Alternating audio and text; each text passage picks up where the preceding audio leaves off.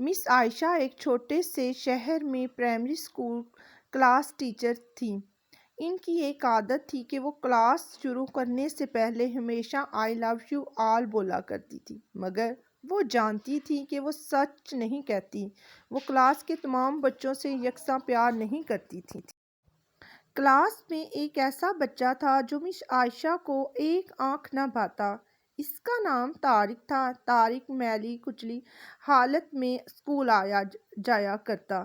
اس کے بال بگڑے ہوئے ہوتے، جوتوں کے تسمے کھلے ہوئے، قمیص کے کالر پر میل کا نشان۔ لیکچر کے دوران بھی اس کا دھیان کہیں اور ہوتا۔ مس عائشہ کے ڈانٹنے پر وہ چونک کر انہیں دیکھنے تو لگ جاتا، مگر اس کی خالی خلی نظروں سے انہیں صاف پتہ لگتا رہتا کہ طارق جسمانی طور پر کلاس میں موجود ہونے کے باوجود بھی دماغی طور پر غائب ہے۔ رفتہ رفتہ مس عائشہ کو طارق سے نفرت سی ہونے لگی۔ کلاس میں داخل ہوتے ہی طارق مس عائشہ کی سخت تنقید کا نشانہ بننے لگا۔ ہر بری مثال طارق کے نام سے منسوب کی جاتی، بچے اس پر کھلکھلا کر ہنستے اور مس عائشہ اس کی تذلیل کر کے تسکین حاصل کرتیں۔ طارق نے البتہ کسی بات کا کبھی کوئی جواب نہیں دیا تھا۔ مس عائشہ کو وہ ایک بے جان پتھر کی طرح لگتا، جس کے اندر احساس نام کی کوئی چیز نہیں تھی۔ ہر ڈانٹ، طنز اور سزا کے جواب میں وہ بس اپنی جذبات سے عاری نظروں سے انہیں دیکھا کرتا اور سر جھکا لیا کرتا۔ مس عائشہ کو اب اس سے شدید چڑ ہو چکی تھی۔ پہلا سیمسٹر ختم ہوا اور رپورٹیں بننے کا مرحلہ آیا تو مس عائشہ نے طارق کی پروگریس رپورٹ میں اس کی تمام برائیاں لکھ ماریں۔ پروگریس رپورٹ والدین کو دکھانے سے پہلے ہیڈ مسٹر کے پاس جایا کرتی تھی۔ انہوں نے جب طارق کی رپورٹ دیکھی تو مس عائشہ کو بلایا۔ "مس عائشہ، پروگریس رپورٹ میں کچھ تو پروگریس بھی نظر آنی چاہیے۔ آپ نے تو کچھ بھی نہیں لکھا ہے۔ اس سے طارق کے والدین اس سے بالکل ہی ناامید ہو جائیں گے۔ میں معذرت خواہ ہوں، مگر طارق ایک بالکل ہی بدتمیز اور نکما بچہ ہے۔ مجھے نہیں لگتا میں اس کی پروگریس کے بارے میں کچھ لکھ سکتی ہوں"۔ مس عائشہ نفرت انگیز لہجے میں بول کر وہاں سے اٹھ آئیں۔ ہیڈ مسٹریس نے ایک عجیب حرکت کی۔ انہوں نے چپڑاسی کے ہاتھ مس عائشہ کے ڈیسک پر طارق کی گزشتہ سالوں کی پروگریس رپورٹس رکھوا دیں۔ اگلے دن مس عائشہ کلاس میں داخل ہوئیں تو رپورٹس پر نظر پڑی۔ الٹ پلٹ کر دیکھا تو پتہ لگا کہ یہ طارق کی رپورٹس ہیں۔ پچھلی کلاسز میں بھی اس نے یقیناً یہی گل کھلائے ہوں گے، انہوں نے سوچا اور کلاس 3 کی رپورٹ کھولی۔ رپورٹ میں ریمارکس پڑھ کر ان کی حیرت کی کوئی انتہا نہ رہی جب انہوں نے دیکھا کہ رپورٹس اس کی تعریفوں سے بھری پڑی ہیں۔ "طارق جیسا ذہین بچہ میں نے آج تک نہیں دیکھا۔ انتہائی حساس بچہ ہے اور اپنے دوستوں اور ٹیچر سے بے حد لگاؤ رکھتا ہے۔ آخری سیمسٹر میں بھی طارق نے پہلی پوزیشن حاصل کر لی ہے"۔ مس عائشہ نے غیر یقینی کی حالت میں کلاس 4 کی رپورٹ کھولی۔ "طارق نے اپنی ماں کی بیماری کا بے حد اثر لیا ہے۔ اس کی توجہ پڑھائی سے ہٹ رہی ہے۔ طارق کی ماں کو آخری سٹیج کا کینسر تشخیص ہوا ہے۔ گھر پر اس کا اور کوئی خیال رکھنے والا نہیں، جس کا گہرا اثر اس کی پڑھائی پر پڑا ہے۔ طارق کی ماں مر چکی ہے اور اس کے ساتھ ہی طارق کی زندگی کی رمق بھی۔ اسے بچانا پڑے گا اس سے پہلے کہ بہت دیر ہو جائے"۔ مس عائشہ پر لرزہ طاری ہو گیا۔ کانپتے ہاتھوں سے انہوں نے پروگریس رپورٹ بند کی۔ آنسو ان کی آنکھوں سے ایک کے بعد ایک گرنے لگے۔ اگلے دن جب مس عائشہ کلاس میں داخل ہوئیں تو انہوں نے اپنی عادت کے مطابق اپنا روایتی جملہ "آئی لو یو" دہرایا، مگر وہ جانتی تھیں کہ وہ آج بھی جھوٹ بول رہی ہیں، کیونکہ وہ اسی کلاس میں بیٹھے ایک بے ترتیب بالوں والے بچے طارق کے لیے جو محبت وہ آج اپنے دل میں محسوس کر رہی تھیں، وہ کلاس میں بیٹھے اور کسی بچے کے لیے ہو ہی نہیں سکتی تھیں۔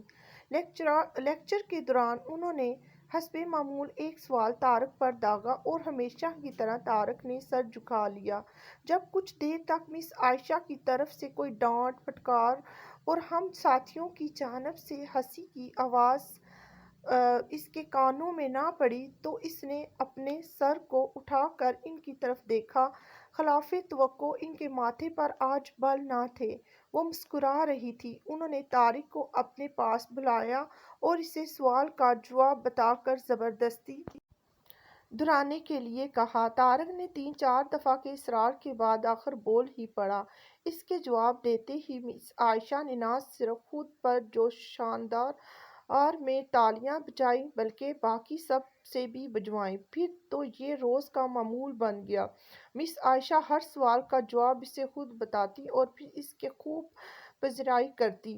ہر اچھی مثال طارق سے منسوب کی جانے لگی۔ رفتہ رفتہ پرانا طارق سکوت کی قبر پھاڑ کر باہر آ گیا۔ اب مس عائشہ کے سوال کے ساتھ جواب بتانے کی ضرورت نہ پڑتی۔ وہ روز بلا نقص جوابات دے کر سب کو متاثر کرتا اور نئے نئے سوالات پوچھ کر سب کو حیران بھی۔ اس کے بال اب کس حد تک سنورے ہوئے ہوتے، کپڑے بھی کافی حد تک صاف ہوتے جنہیں شاید وہ خود ہی دھونے لگا تھا۔ دیکھتے ہی دیکھتے سال ختم ہو گیا۔ طارق نے دوسری پوزیشن حاصل کر لی۔ الوداعی تقریب میں سب بچے مس عائشہ کے لیے خوبصورت تحفے تحائف لے کر آئے اور مس عائشہ کے ٹیبل پر ڈھیر کرنے لگے۔ ان خوبصورت سے پیک ہوئے تحائف میں ایک پرانے اخبار میں بدسلیقہ طور پر پیک ہوا ایک تحفہ بھی پڑا تھا۔ بچے اسے دیکھ کر ہنس پڑے۔ کسی کے جاننے میں دیر نہ لگی کہ تحفے کے نام پر یہ طارق لایا ہوگا۔ مس عائشہ نے تحائف کے اس چھوٹے سے پہاڑ میں سے لپک کر اسے نکالا۔ کھول کر دیکھا تو اس کے اندر ایک لیڈیز پرفیوم کی آدھی استعمال شدہ شیشی اور ایک ہاتھ میں پہننے والا ایک پوسیدہ سا کڑا تھا جس کے زیادہ تر موتی جھڑ چکے تھے۔ مس عائشہ نے خاموشی کے ساتھ اس پرفیوم کو خود پر چھڑکا اور ہاتھ میں کڑا پہن لیا۔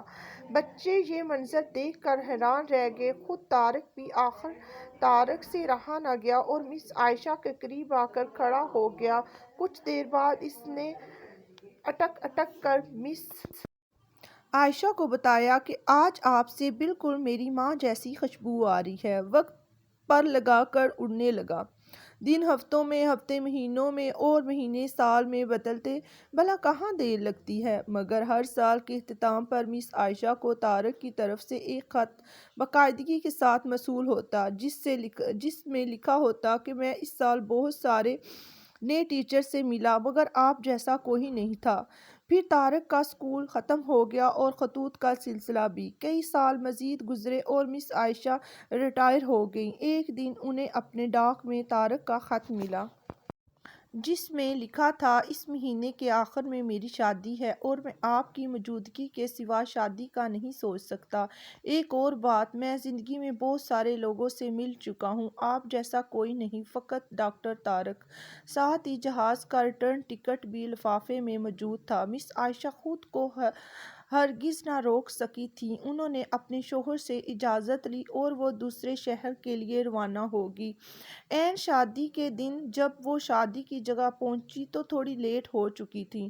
انہیں لگا کہ تقریب ختم ہوگی مگر یہ دیکھ کر ان کی حیرت کی انتہا نہ رہی کہ شہر کے بڑے بڑے ڈاکٹر، بزنس مین اور یہاں تک کہ وہاں موجود نکاح خواں بھی اکتایا ہوا کھڑا تھا مگر طارق تقریب کی ادائیگی کی بجائے گیٹ کی طرف ٹکٹکی لگائے ان کی آمد کا منتظر تھا۔ پھر سب نے دیکھا کہ جیسے ہی بوڑھی ٹیچر گیٹ سے داخل ہوئیں طارق ان کی طرف لپکا اور ان کا وہ ہاتھ پکڑ کر جس میں انہوں نے اب تک وہ بوسیدہ سا کڑا پہنا ہوا تھا انہیں سیدھا اسٹیج پر لے گیا۔ مائیک ہاتھ میں پکڑ کر اس نے کچھ یوں